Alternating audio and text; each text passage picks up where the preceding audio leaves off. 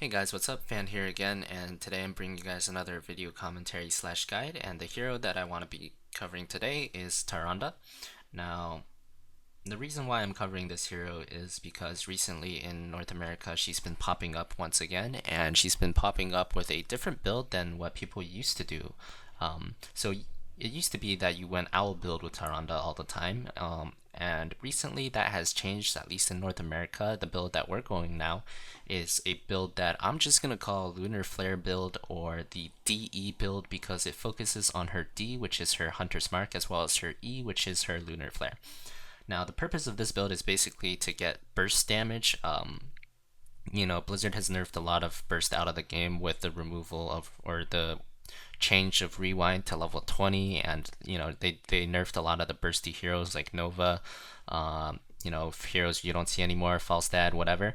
So Tyrande is a hero which offers good burst options, and she's very versatile as well because her D is a damage amp, which means whatever heroes you have, you can burst people down as long as that thing is on your target.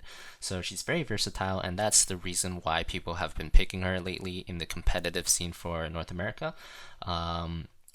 Usually she's picked with like a Stitches or a stun, so you can combo her with like a Murden stun maybe, or Stitches hook, or Diablo flip, or just something like that, maybe Kerrigan, maybe Uther. And basically you want to be the second chain stun, so someone stuns them or hooks your target for you, and then you know where they're gonna be, right? Since if the hook hits, they're going to be right next to Stitches. You basically fire your E right next to the Stitches, and you perma-lock someone out. So that's basically the way that North America has been using her.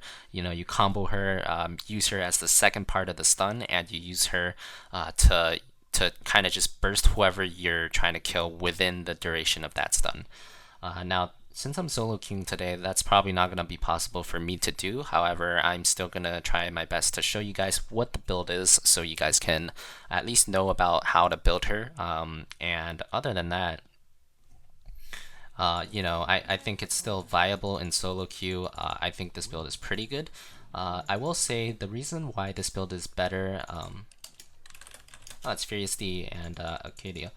The reason why this build is better than the Owl build right now is for two things. The first thing is level 4, you cannot skip Healing Ward in this current meta because Healing Ward is overpowered. It heals your entire team for 30% of their HP if it stays up the entirety of the time. It's really hard to click on the Healing Ward. Your clicks have hero prioritization, so if there's a hero on top of the Healing Ward, you literally just cannot click on it. And you can also put it behind your team, which is basically impossible for the enemies to kill. So it's just really strong, and you cannot skip Healing Ward, so you can no longer go in power, which weakens the Owl build. Second part is, level 16, if you get Ranger, you want to be like half a map away to hit your Owls, but in the competitive scene, you cannot be half a map away. You need to be grouped with your team. So those are basically the two things there. I'm gonna combo it out there, get a lot of damage on them, and so far we're looking so good. I think I'm playing with it looks like everyone on my team is from 2ARC, which is pretty funny. 2ARC is of course a team that competes pretty regularly in a lot of the tournaments. And so far, I'm just kind of chilling, rotating between the lanes here. On Dragon Shower, it's really easy to rotate between mid and bottom, so as a result, in competitive play, you'll always have a lot of people rotating between those two lanes. I'm just going to combo him out of his drink there, get a little bit of damage on him, heal my Panda, and now I'm going to collapse on their Panda because he is getting low. I have my stun in 2 seconds, and didn't even need it. So, pretty solid early game here. Gonna continue clearing the creep wave out, and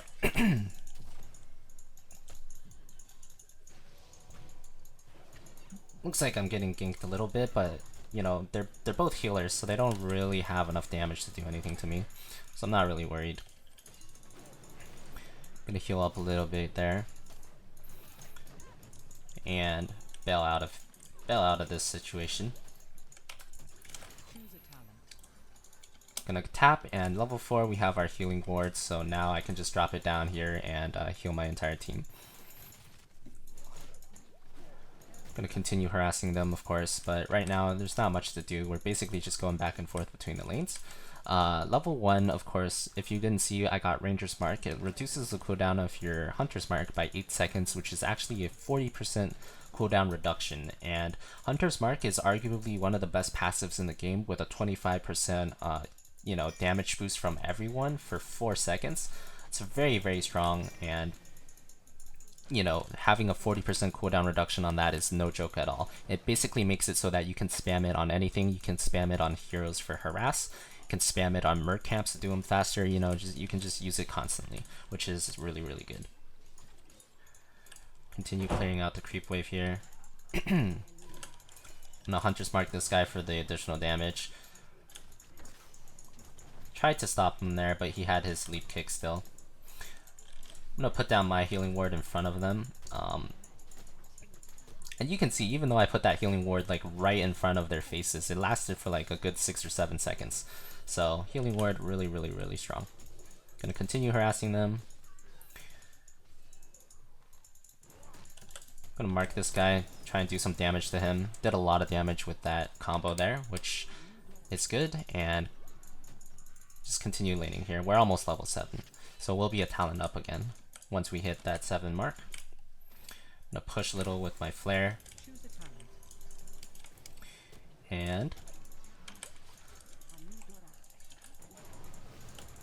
continue harassing here. I don't have my stun, so I can't cancel his drink, unfortunately. But I will mark him. Looking at bottom now, we do need to retake a shrine soon, so I'm gonna go bottom and make sure that they can do that. I'm also gonna put a healing ward here and heal Divala here a little bit, just so they can sustain a bit better before I head back mid here. I can't really do much here, so I'm just gonna hide in the bush. Looks like they're trying to get the bottom shrine.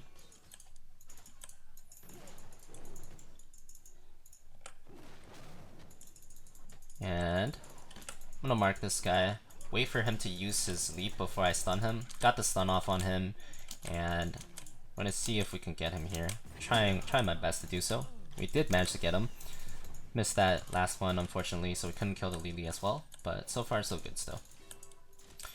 So there's been a lot of action. I haven't talked much about my my talent here, but as you can see, I already explained why I go Ranger's Mark level 1. Healing Ward is self-explanatory, just very, very OP, cannot be skipped kind of spell. I'm gonna mark this guy. I don't even need to E him, he's dead for sure in that position, and we can get bottom shrine now.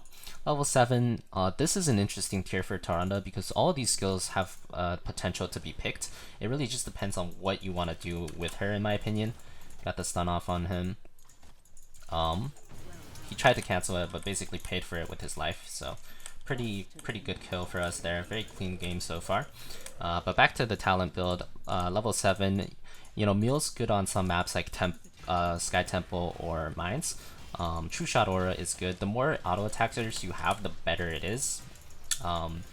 We have a Vala, so that's basically only one auto attacker in my opinion, so it's not too good. If you have 2 auto attackers or more, it becomes very, very good. Just dishing out the harass right now. Not that much to do. I'm considering ulting just for the extra damage, just so we can, burn the fort down. Actually, I'm gonna do it. I'm just gonna ult just so we can burn the fort down here. I'm gonna try and stun out that Uther. Did manage to get it. I got the mark on him as well, and we got a pretty easy kill there. Now they are level 10, and they might want to engage on us. I'm gonna drop the healing ward here. They are trying to engage on us, but that's kind of stupid because they're already down their healer Uther, so it's a 4v5, so there's no way they can win that fight. I'm gonna continue healing here. Totally out of mana now, and that's actually a pretty good thing. When you're playing Tyrande, you want to be pretty much out of mana. That means you're casting a lot of your spells, doing your job pretty well. Especially if you go Battle Momentum, which is my personal preference for level 7. Battle Momentum is just always good. More spells is never a bad thing, and this build focuses heavily on your E, so more E's is always really, really good. Other than that, level 10, of course, you get Starfall. Starfall is very strong. deals a lot of damage in an area, and you can basically use it to zone the enemies out of an area. It lasts for 8 seconds, which is like forever in a battle. And if they choose to fight under the Starfall, they're going to be not only taking a lot of damage, but also slowed for 20%, that entire time. So very, very good. Level 13, what you want is Lunar Flare. This is when your E's really start to get scary. It increases your cast range by a lot, and it increases the AoE of the Lunar Flare by 33%, which means you can hit 2 or potentially like 3-man Lunar Flares, and that gets really, really scary really quickly. There's an Illidan there. I'm gonna stand in this bush so I don't get ganked or anything, but there's a lot of them bottom, so we should be fine. I'm actually gonna rotate bottom here. Yeah, so we should go for that hammer. Comboed my Lunar Flare with the leap there for a instant and easy kill. I'm gonna drop the healing ward because some of us are low here. And we should be able to get this wall no problem now. I'm gonna drop the Starfall for the disengage. That Uther is screwed because I know exactly where he's gonna be, so I can just Lunar Flare him. And yeah, so far, pretty solid game right now. I'm gonna keep healing my allies and going in here. I need to get a heal on Furious D here. Heal them to the best of my ability. I'm gonna toss out the stun there, heal him again, Hunter's Mark, and now we should burst down the Illidan, who I Hunter's Marked. I'm gonna toss out the Lunar Flare, stop him from retreating, and so far, pretty solid game. We lost one, we traded one, but we dove their fort for that, so overall very solid, and I think we can still get this. Looks like we should just barely be able to get it. I'm gonna help them Lunar Flare that tank, mark him, and just keep dishing out the damage there. Get this last tower, and then we can back for objectives. I'm gonna go ahead and take the bottom shrine here. And yeah, so far I've explained all of the skill build. Going back to the level 7 for a second, I already said why Mule's good, Battle Momentum's good. True Shot Aura, the more auto attackers you have, the better it is. If you count 2 or more, you could definitely take this.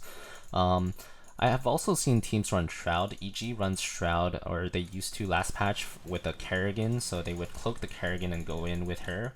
So that's pretty clever. And this patch, I've also seen C9 Maelstrom, which is our sister team, run Shroud. And I think the way they use it is very clever as well. I'm not going to say exactly how they use it, because I don't think they want other people to know. But, it's definitely very interesting the way they use it, and I think that Shroud's definitely very, very viable if you know how to use it. Alright, gonna snipe out that Uther, and you can see just one E and he's just instantly dead. Gonna continue healing as well.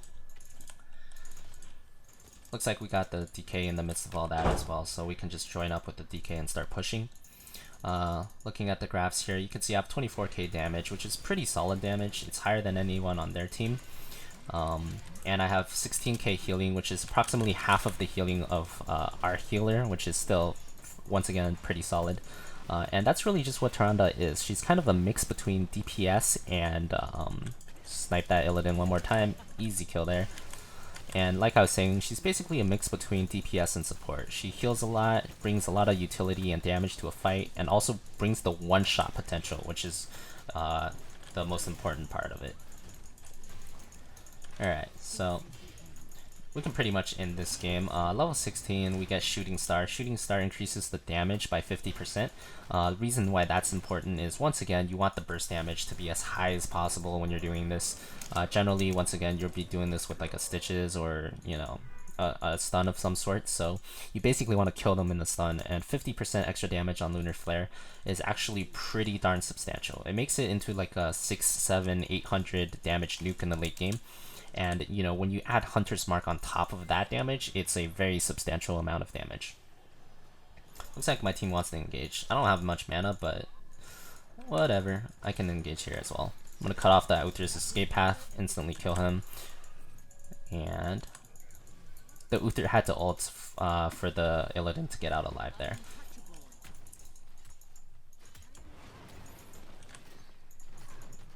Illidan's W is down for a while. Next time I see him, I might just try for a snipe. It looks like he went back to heal though. So he's at full HP now. Once again, I want to wait for this Illidan to use his W. He used it, now I can snipe. Just barely missed him, but he's probably still dead here. Shoot the owl. Oh, looks like he managed to survive. Just good on him. I'm gonna throw out a snipe. Managed to snipe that Lily, but now we're in too deep and we need to run. I'm gonna Hunter's Mark the Chen there, try and do what damage I can. Try and give Fierce D a heal there, but yeah, I have to back off now. We're heavily outnumbered here, so this is actually a very bad situation for us. I'm probably not going to be able to get out of this alive since there's an Illidan chasing me, but what can you do? I'm going to drop the healing ward, and my teammates are helping me a lot right now, so I'm surprisingly not dead. I'm going to just keep throwing out my spells. Tranquility has been used to keep me alive, which is really good, and I believe we can actually turn this. I'm gonna throw out another Lunar Flare to cut off the Chen's escape. Chen died there, and yeah, so far so good. I'm actually gonna go top and cap this shrine now. Looks like they're pushing out mid a little bit too. So I'm gonna cap this shrine and then rotate with my team mid because we're gonna probably have to fight that. I can't be caught by the Illidan here because he's probably just gonna kill me, so definitely want to go the safe way around.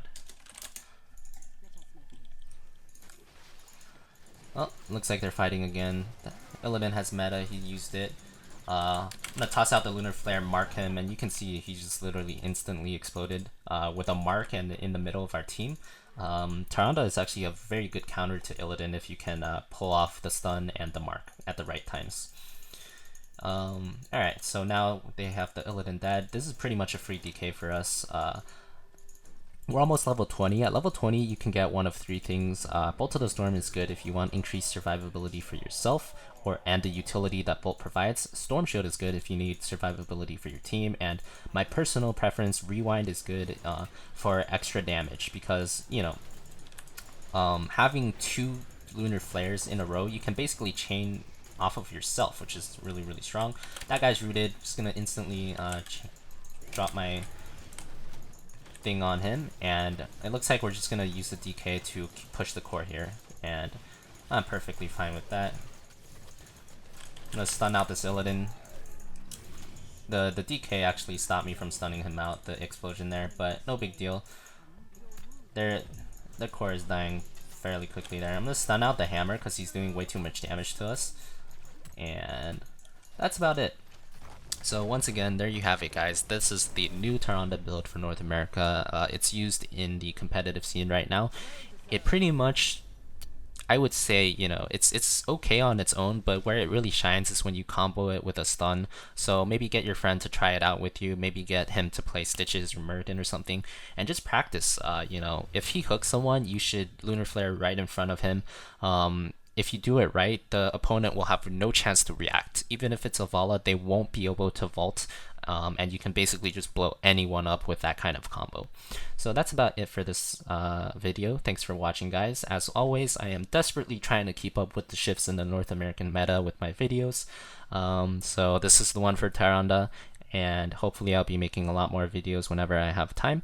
But other than that, thanks for watching, guys. Make sure to subscribe to the channel for more awesome videos to keep up with the competitive meta. And, you know, if you have any comments, feel free to leave them below, and I'll try my best to answer you guys. Thanks for watching, and until next time.